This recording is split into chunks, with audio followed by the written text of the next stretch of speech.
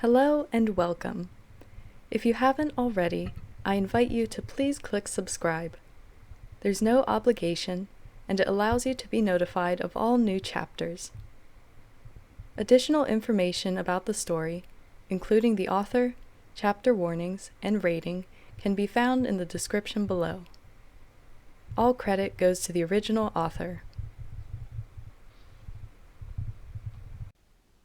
All That Remains by Orphan Account. Chapter 29. Innocence, Ignorance, and Control. Notes: if words are in parenthesis like this and italicized, that means that the characters are talking in Sindarin around people who do not understand it. Sindarin is the elves' primary language, so assume that they are also speaking Sindarin when only with other elves, even if the text is normal. It just means that they are not around people who do not understand the language.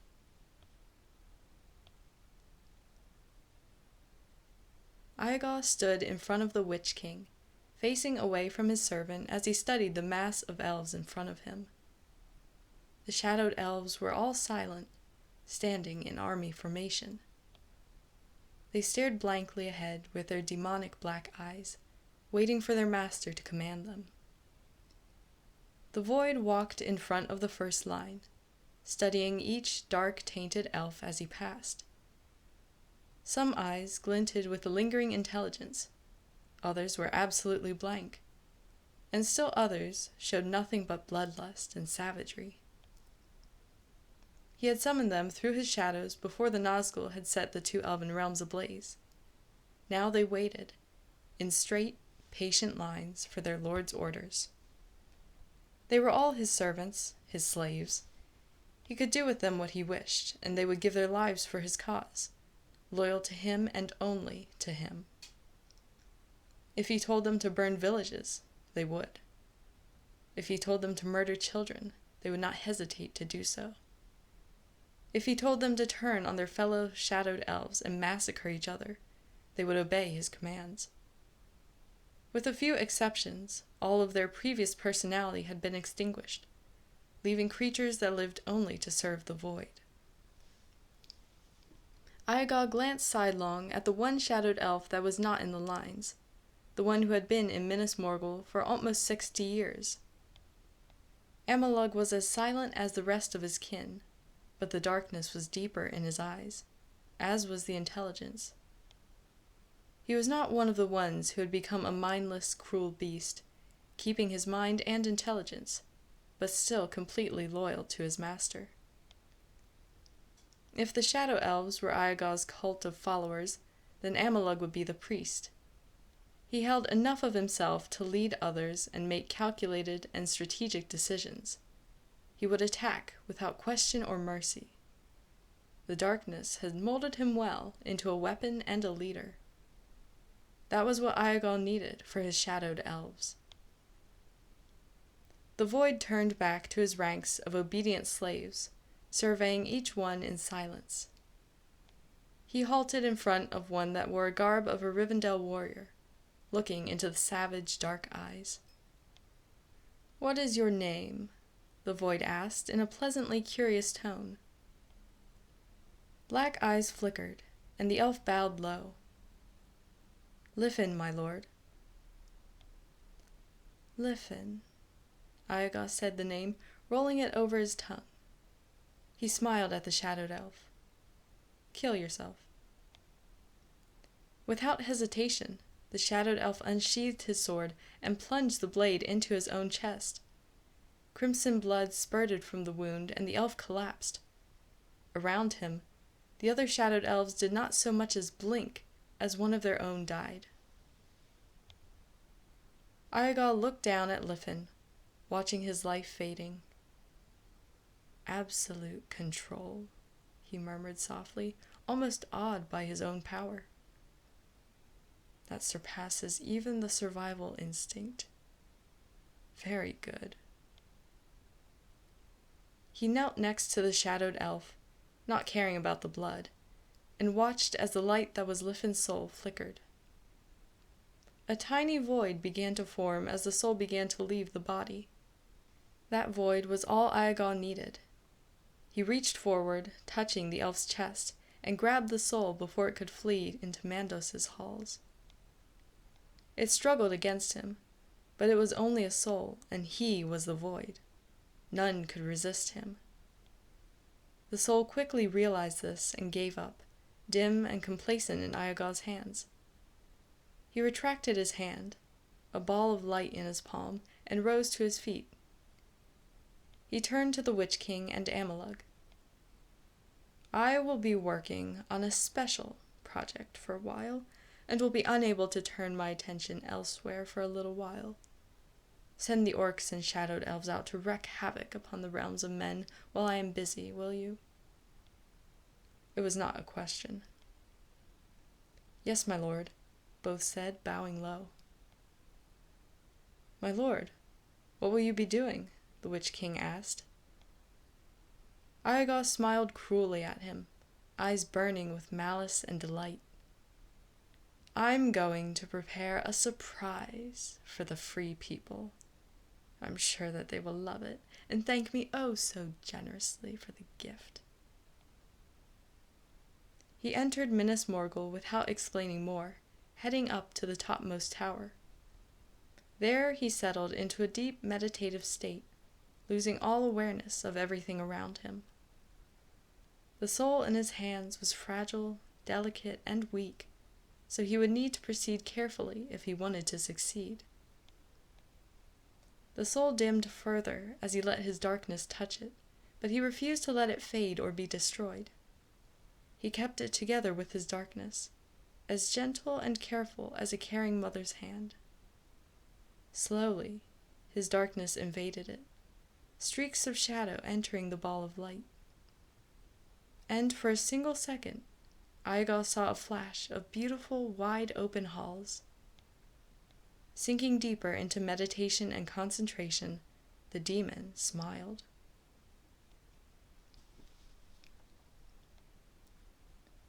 Legolas was almost amused by the hunters' reactions to the shadowy forest. The men were watching the dark trees around them nervously, the more active shadowed trees twitching and swinging their limbs randomly, without a breath of wind to explain their movement. The assassin could sense the shadowed trees' curiosity and fascination with their new mobility and sanity. They loved being not bothered by things that were too bright. They loved being able to stretch and sway, almost humming in content. Their minds were clear, free of the evil darkness that had claimed them for so long, and they were almost giddy with joy at their escape from unwilling servitude to the shadow. They were not light, but they were free, and they were happy. But the men with Legolas knew nothing of this, and so they watched the trees warily. The assassin doubted that any of the hunters had ever been in an elven realm before. It had to be unnerving to see trees moving and reacting as casually as a flesh and blood creature. Still, the violet-eyed elf was more amused and analytic of the hunters' reactions than sympathetic to their plight. Because although they had fought together, although he was leading the men through the sanctuary that was Mirkwood, although he was bringing them to the realm's heart, Legolas did not trust them. They were strangers, and the assassin would remain suspicious of them until he knew more about them, their background, and their goals. He was not the type to trust others immediately, with a few noteworthy exceptions, and he found men to be the most volatile of the races. They were the most likely to follow darkness. He remembered the men in Dol Guldur, and although he would not call himself prejudiced, he was decidedly wary of men he knew nothing about. The mortals were the only people who could be servants of the darkness without the darkness showing in their auras. Elves' auras showed the shadow because elves were meant to be light. Hobbits rarely served the darkness, and if they did, it caused physical changes that showed in their eyes. Dwarf eyes would also show darkness and evil, like the open greed and lust for gold that plagued some of their kind. But men could hide the darkness in themselves because they were the most likely to choose it freely. Orcs and trolls were born to the darkness. elves could be slowly converted to it and become shadowed. Dwarves fell to it through greed. Hobbits rarely chose to join the shadow. However, men could and would choose darkness, a thing so common in some places that some people claim the curse of Isildur was present within all of his race. Legolas remembered Aragorn's old fears that he would one day become corrupted like his ancestor, saying weakness was in the nature of men.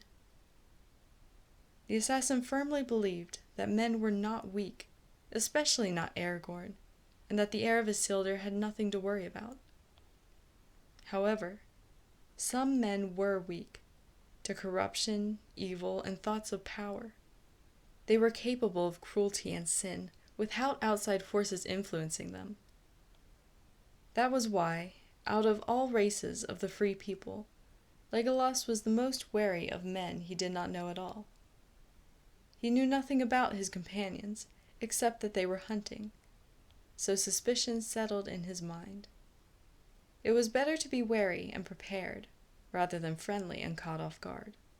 Out of all races, the assassin was most cautious around unknown men, because that was how Sauron had trained him. Legolas never could figure out if Sauron hated his own race for an unknown reason, or if he simply knew that men had equal potential to be treacherous or friendly.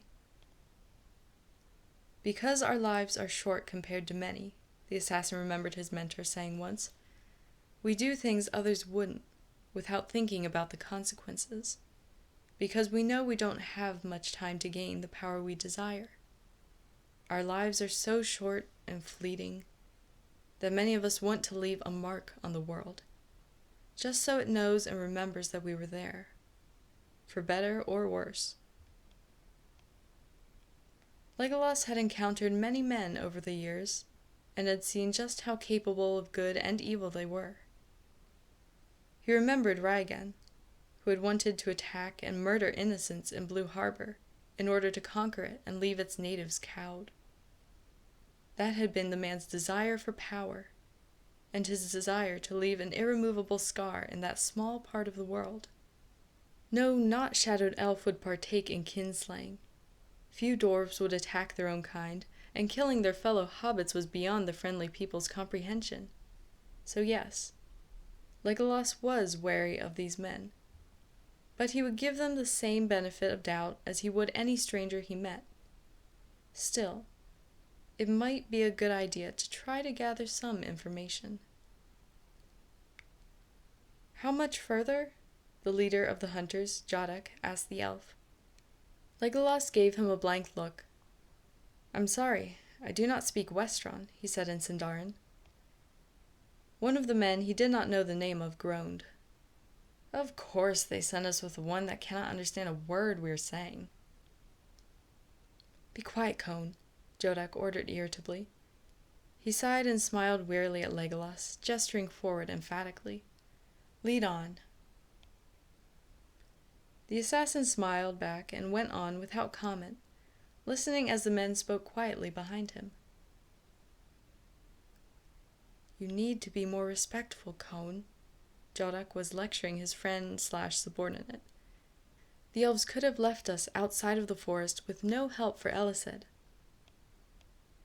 Why are you whispering? Cone grumbled loudly. It's not like he can understand us anyway. Deciding the man's angry tone and raised voice was enough of an explanation for him to turn around. Legolas looked at the scowling man, open worry in his expression.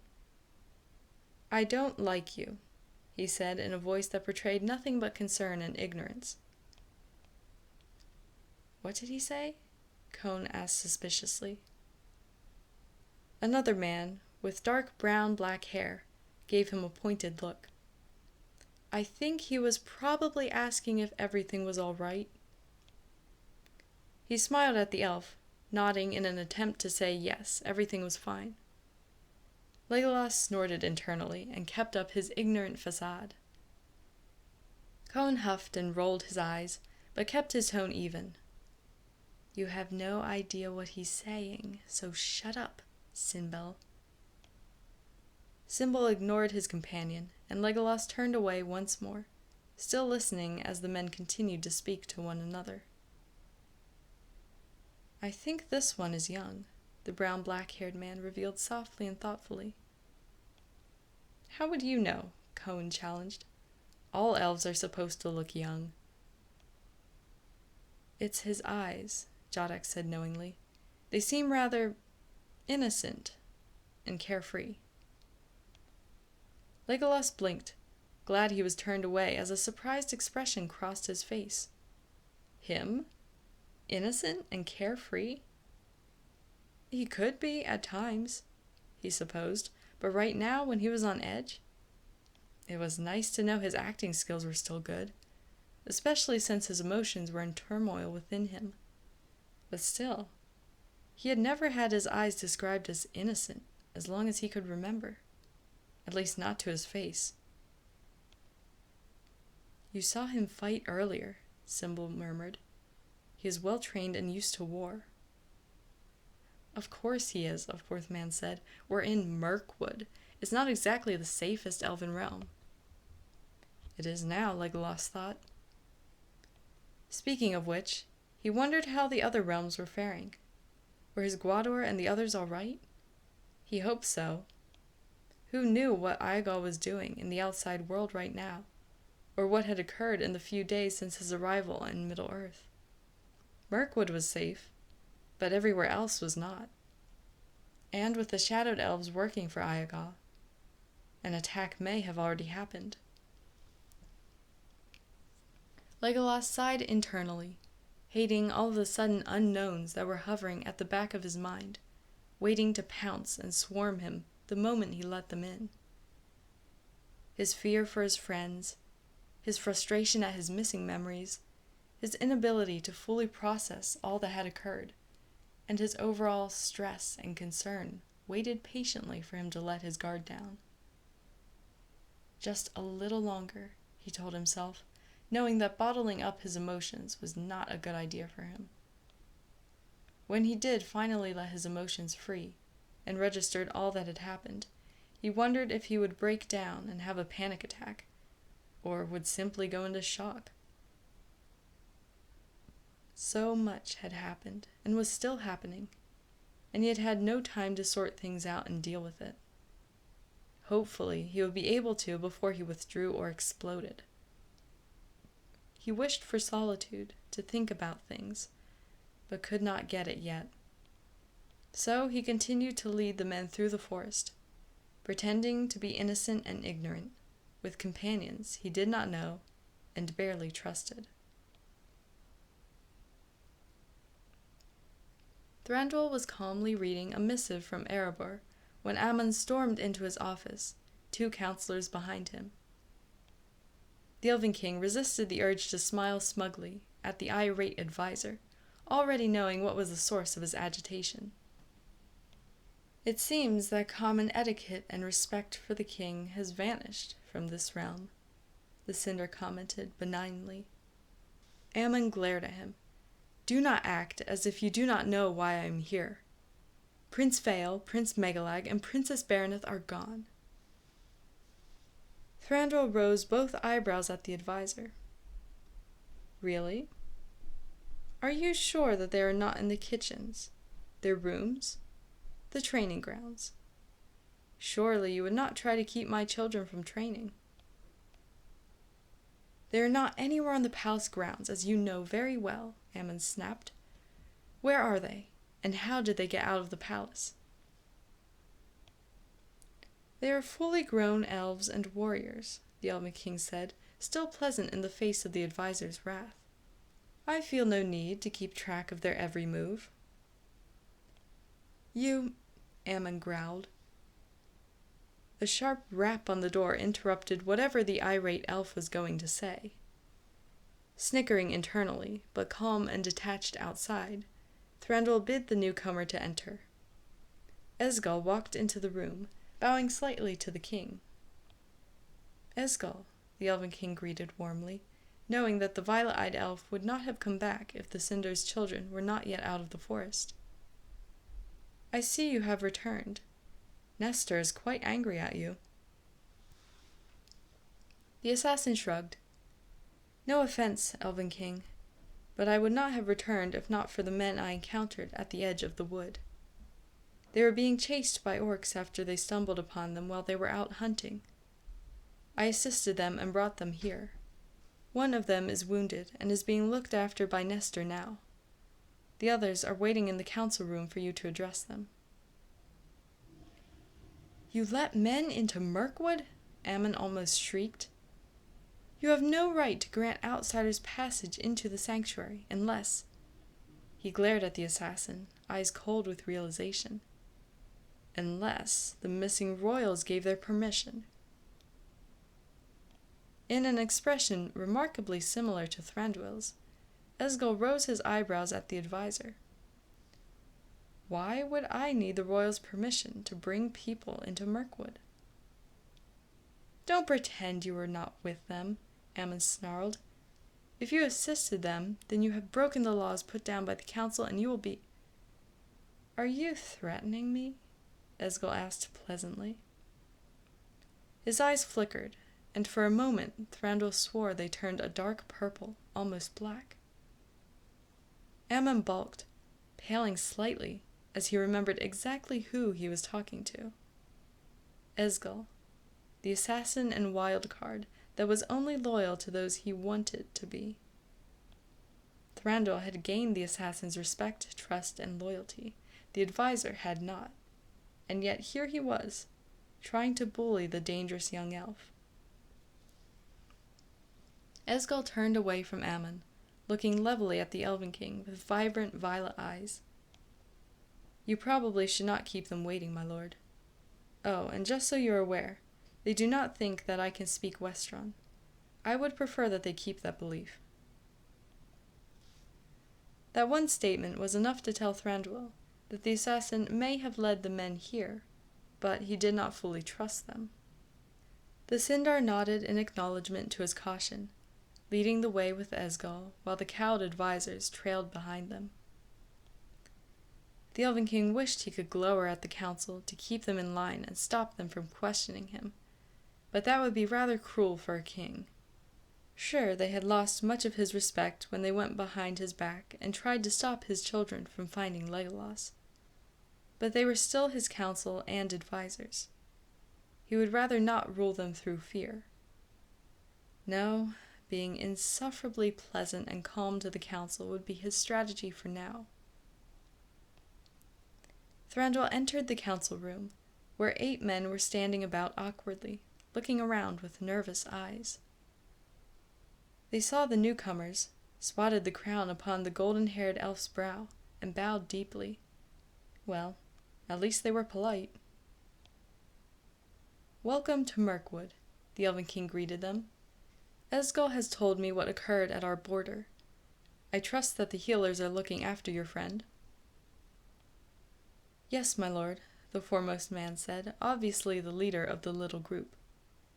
Thank you for letting us seek refuge in your palace. Orcs are the enemies of us all, and we would not leave you alone out in the cold, Thranduil said. Please, may I know the names of the guests within my home? Of course, my lord, the spokesperson said hurriedly. I am Jadok. My companions are Cone, Symbol, Eogan, Arlen, Cathasak, Adus, and Odfin.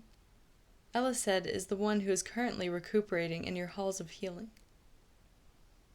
Thranduil nodded politely, studying each of them with piercing blue eyes. Jadok was properly respectful and calm. Cone seemed wary and tense, looking at the elves with open suspicion and narrowed eyes. Cathasak, Adus, and Odfin were also wary, but not showing open suspicion and hostility like Cone. Symbol smiled hesitantly at the elves and bowed slightly, nervous but trying to be polite. Eogan looked too terrified to move. Arlen was nudging him with an exasperated look on his face, and the wounded one, Elised, was off in the halls of healing. The Elven King wondered if he felt uncomfortable among the elves. While your friend recovers, you may stay in the guest wing of the palace, the Sindar told the hunters. Once he is well, it is up to you what you will do. I am guessing that you all have families you wish to return to? Yes, Jadok said softly. I have a son waiting for me back in our village. Thranduil's blue eyes softened slightly at his words.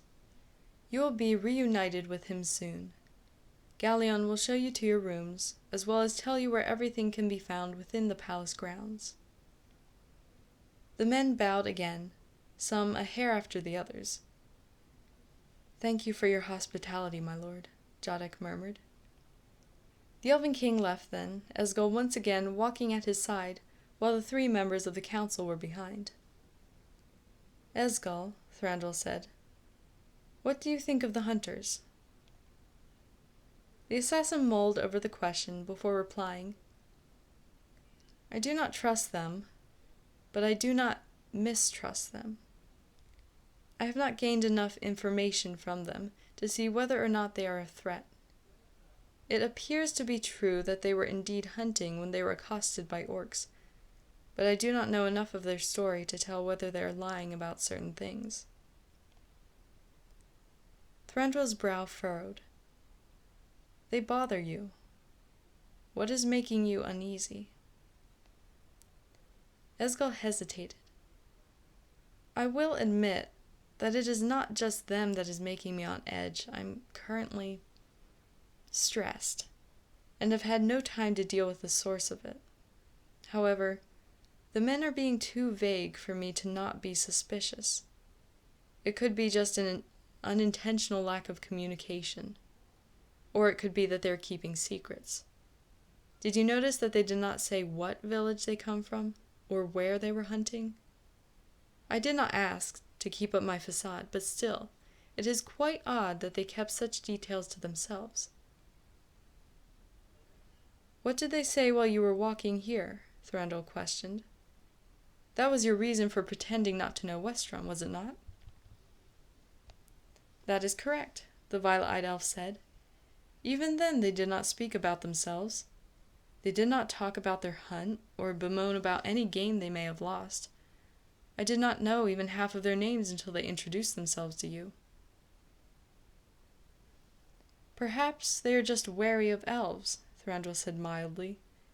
We are as much strangers to them as they are to us.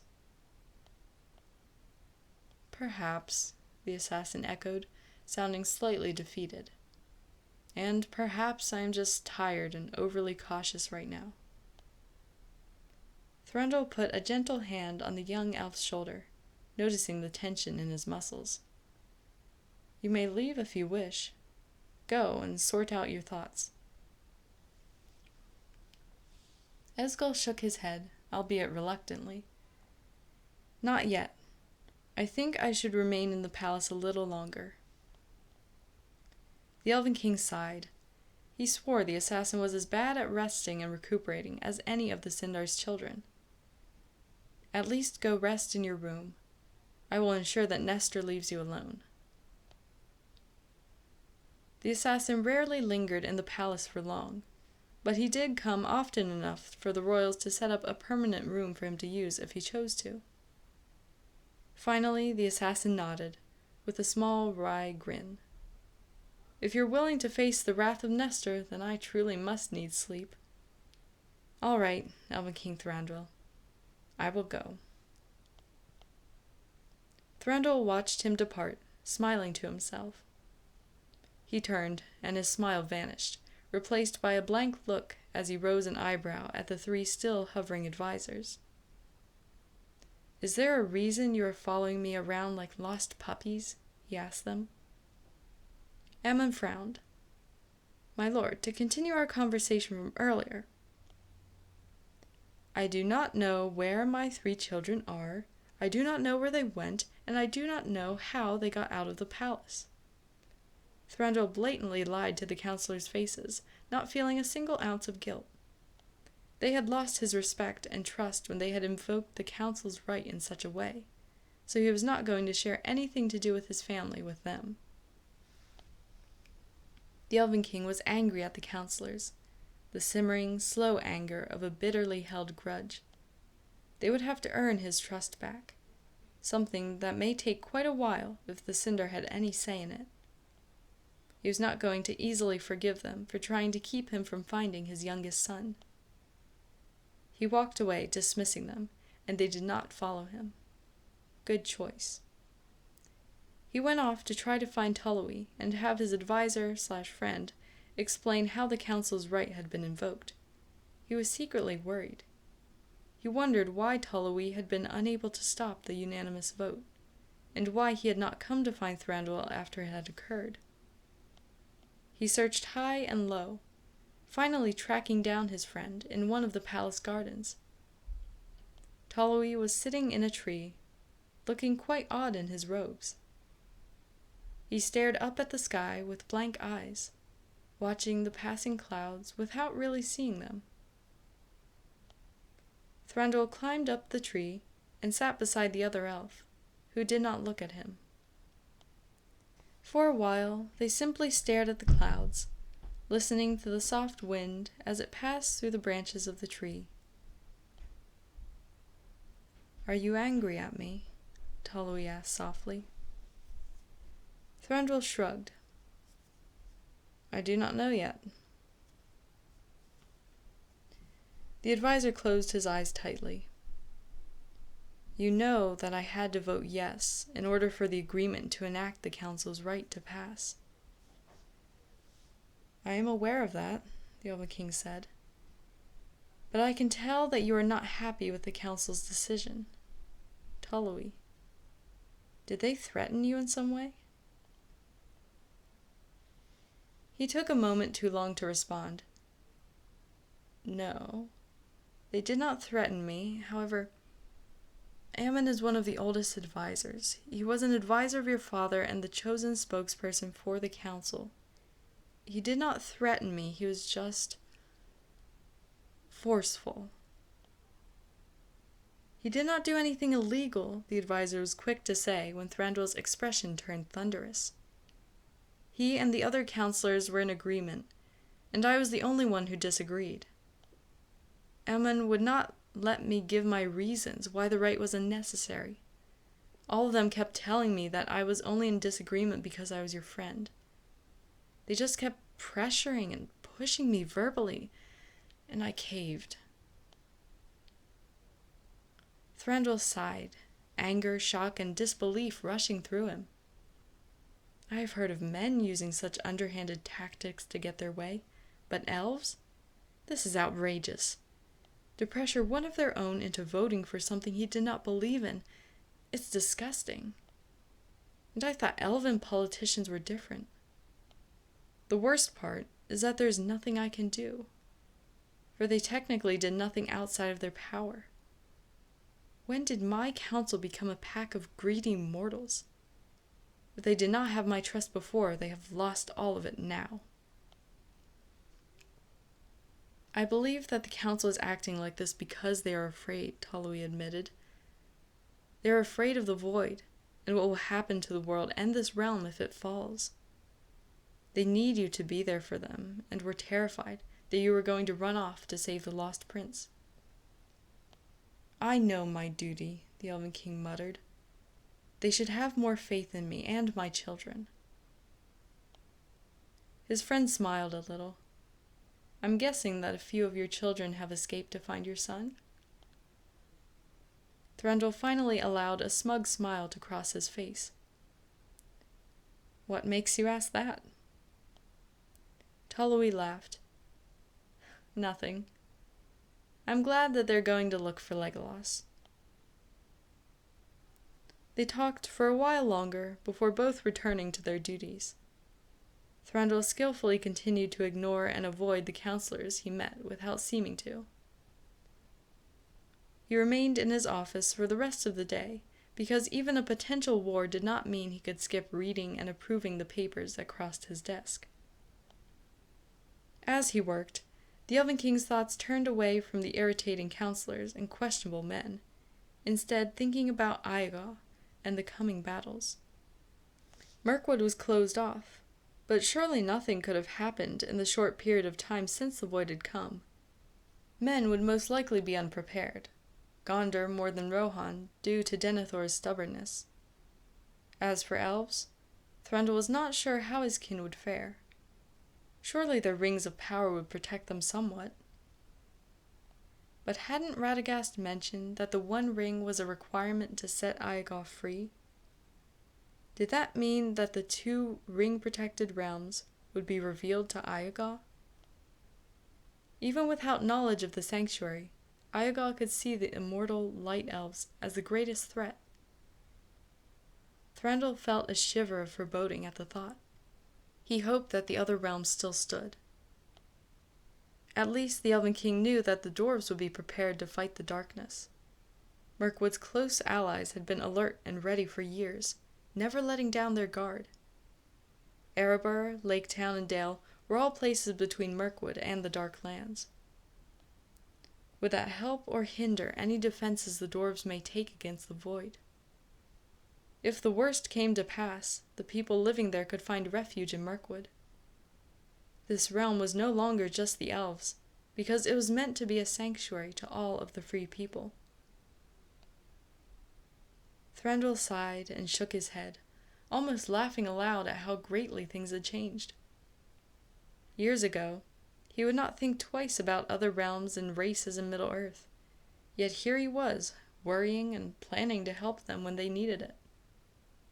The when was most definitely not an if. Unless a miracle happened and the void was destroyed before he turned his attention to the eastern lands of Middle-earth, the dwarf and men neighbors of Mirkwood would need the Elven realm's assistance. They were not lucky enough to be left out of the coming war. The council might plan to let the other realms fall, but Thranduil had no intention of doing that. If their allies needed help, Mirkwood would answer. It was not just about his realm anymore. It was about saving Middle-earth. The Elven King slowly realized how much time had passed. His candle melted down to a mere stub. The golden-haired elf sighed and stretched, standing. He winced a little as his body protested. He really had been sitting too long. This is what happens when one thinks too deeply about the grand scale of things, he thought. Tomorrow I should go out into the forest. Radagast says that the shadow trees are our allies now. I would like to speak with them about our defenses. And about Legolas, to see if they know anything about what happened to him. Surely the ones close to where Dol Guldur stood must know something. He turned a corner, heading to his room. Odd, but he thought that there would be more guards patrolling the halls. Perhaps the counselors had decided no more royals were planning on leaving the realm to find Legolas. The Elven King hoped his 3 children succeeded in their search, preferably without being hurt or, even worse, killed. He would not be able to handle finding his youngest son, only to have another child be lost in the search. No. He would not spend every day fearing that one of his children had truly died. He would believe in their ability to survive their quest. They were the ones worrying about finding Legolas. It was Thranduil's job to worry about the realm and prove to the advisors that he had not been planning on abandoning Mirkwood. He could not spend his days thinking about how much he wished he was with his 3 children, searching for the lost prince. His duty, no matter how much he despised it right now, was to lead Mirkwood, and that was what he would do. He turned into a new hall, blinking at the sudden darkness. Had Galleon forgotten to light the candles again? He was probably in the cellars, downing bottles of wine like there was no... Hands grabbed Thranduil from behind, 2 on each of his arms. A 3rd pair pressed something over his nose and mouth. At the same time, another one hit him in the gut. The Elven King breathed in sharply in response to the blow, a cloying, sweet scent entering his lungs. A sleeping drug. Thranduil lashed out blindly with his foot, the drug already taking effect, but managed to land a blow on one of his attackers. He heard a sharp curse in Westron, and responded with a mental curse of his own. His attackers were men. They were the hunters. Apparently, men could be better actors than the elf had given them credit for. 2 strong pairs of hands held him as he silently struggled, the 4th man keeping the cloth pressed over his nose and mouth. He tried not to breathe, but it was difficult, the drug he had inhaled already making him tired and dizzy. Thranduil's eyes fluttered, weakness creeping through his body, and he sagged, unable to stand up any longer. He should have known not to trust the men. He should have kept a closer eye on them, or insisted that they be guarded. But he had not, and had brushed away Esgal's vague concerns. Now he was paying for it. Although he did not truly know the hunters, the Elven King still felt bitterly betrayed. He admitted to himself that he had felt a connection with Jodok, for both of them had had children. He had let his guard down and allowed strangers into his home. He was such a fool. The Sindar collapsed to the ground, blurry vision barely able to make out the man approaching him. The hunter stopped in front of the weakened Elven King. He no longer had his act of courtesy and gratefulness, instead smirking coldly down at the golden-haired elf. "Well met, Elven King," Jodok said coldly. A booted foot slammed into Thranduil's head, and everything went black. Legolas woke to frantic shouts. He snapped from sleep to wakefulness in a heartbeat, leaping to his feet with his knives drawn. It was night time, his room lit only by the moonlight shining through the window. Apparently, he had fallen asleep and slept through the day. The assassin exited his room and entered the hall. Elves were running about in panic, eyes wide with fear. Legolas stopped the closest warrior, an elf he did not recognize. "What is happening? Are we under attack?" the violet-eyed elf asked urgently. He could not sense any dark auras, but he did feel like something was absent. "The Elven King is missing," the warrior said in a rush. Legolas went still, mind going blank. "What?" The other elf nodded rapidly, terror in his expression. "Apparently the hunters we rescued took him." The assassin was already moving, thoughts and emotions in turmoil. Thranduil had been taken by the men that he had led to the Elven King's home. Guilt, betrayal, and anger rushed through the violet-eyed elf simultaneously. A small gasping sound escaped his lips, and he pressed a hand over his mouth. If anything happened to Thranduil, it would be his fault. He had been the one to lead the men here. He had been the one who had failed to gather sufficient information on them. He had been the one who had been sleeping when he should have been watching the hunters. Now the Elven King had been taken from his home, from the place he should have been safest. The men had gotten to their target without even a struggle. It was all his fault. Legolas had not had time to sort through his turbulent emotions. He had not had time to process the events of the past couple days. He had fallen asleep the moment he had laid down on the bed in his room, lost to dreamless oblivion until he had been abruptly awoken. The stress, the anger, the guilt, the grief, the pain, the loss, the joy, the confusion. It swarmed him like a hurricane, flooding and drowning him as the same thought repeated itself in his head. It was his fault. It was his fault. It was his fault. Legolas knew he could not let his emotions overwhelm him. Not now, when he needed to be at his best. He had to rescue the Sindar. He had to be in control. The assassin inhaled, exhaled, just breathed, and slammed the door on his emotions, just like how Siren taught him to. His mind cleared, cold and calculating, as all fear and worry was cast away. There were no emotions to distract him now.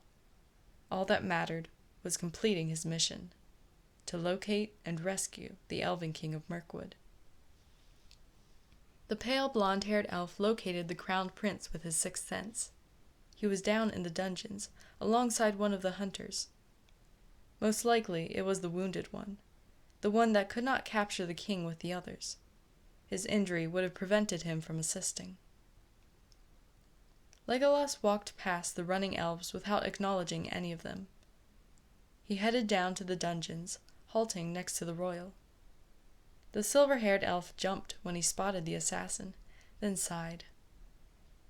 "Esgal, I'm guessing that you have heard what has happened." The elf nodded, but did not speak. The crown prince ran a hand through his hair. "The men took my father, but we don't know where they went or why they captured him. They left the injured one, Ella said, behind. He isn't talking, and we do not have time to properly interrogate him." The assassin looked into the cell that held the hunter. His wound was bandaged, and he looked slightly rumpled. His expression was sneering and cold. The man in the cell was a far cry from the nervous hunter that had accepted the elf's help hours before. Elised did not look nervous or afraid now. He only looked grim and determined to keep his secrets until he went to his grave. He would not succeed. "I will get the information you seek," Legolas said in an emotionless and cold voice. The crown prince glanced at him before nodding hesitantly. "All right." The assassin entered the cell. He did not approach the prisoner, merely leaning against the wall next to the door. He did not speak, only stood and watched the man. Elised looked back at him with scornful eyes, no sign of trepidation or fear in his expression. He was sitting on a cot not far from the back wall, hands clasped in front of him. "You're that one that can't speak Westron," the man scoffed. "How are you supposed to find out anything?" The pale, blonde-haired elf did not reply. He merely stared at the prisoner. "I'll never talk anyway," the man sneered. "You're wasting your time." The assassin did not respond. His violet gaze did not waver. "I cannot wait until my master slaughters the lot of you, elf," Elised continued coldly. "I just hope he shows you your king's corpse before he kills you all." The elf did not reply, move, or even blink. His gaze did not stray from the prisoner. To be honest, the blank stare was beginning to unnerve the man. The hunter looked back at the elf and found his attention riveted on the assassin's violet eyes. The longer he looked at them, the more he could swear that they were darkening, turning from a deep violet to an even darker plum shade. Elised swallowed and shifted, but was unable to tear his eyes away from the unnatural violet orbs.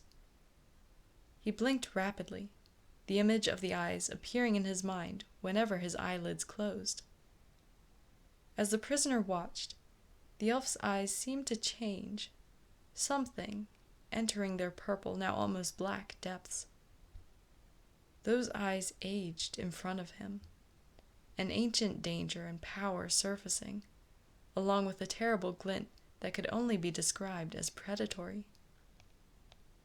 This could not be the innocent-looking, smiling elf that had led the hunters to the Elven King's palace. This elf was too dangerous, too cold, too murderous to be the same. The man's heartbeat sped up, and an increase in perspiration made his palms sticky. His breathing quickened, and his head turned slightly, as if he were trying to break eye contact with the elf, but found that he could not. Legolas remained a silent spectator, a predator waiting to strike. A cold, calculating look entered his unnatural dark violet eyes, and the prisoner knew that the elf was thinking of ways to break and kill him. The stillness of the other was scaring the man. It was not the serene or patient stillness of a calm day, but the dangerous absence of motion before the release of an avalanche. The man found that he could not breathe, his panic rising as surely as if he were fleeing a warg. As it were, his flight instincts were screaming at him to run away. But this was one enemy he could not run from. Elised leaned back in his chair as far as he could, frozen as efficiently as a mouse under a viper's gaze. All of this the motionless immortal watched, dark violet eyes never breaking away from his. Then the elf moved. Only the tiny forward shift of his weight, and the prisoner snapped. Elised jerked backwards, falling to the floor, and scrabbled away until his back hit the wall. I'll talk, the man screamed. I'll tell you everything you want to know. Just get him away from me. The crown prince entered the room, glaring at the hunter with icy blue eyes. Esgal is not leaving until you tell us what we want to know. Where have your allies taken the Elven King? Why have they captured him? Who is your master? The man shifted so that he was as far away from the assassin as possible. The elf was still staring at him with those eyes that promised pain and death, while somehow remaining blank and emotionless. We were sent by the white wizard Saruman to capture the Elven King. He knows that the sanctuary will collapse if one of the royals die. He plans on showing the Elven King to the void. They have gone south, in the direction of Dol Guldur. The crown prince turned to Esgal, only to find the space he had occupied was empty. The assassin was already gone.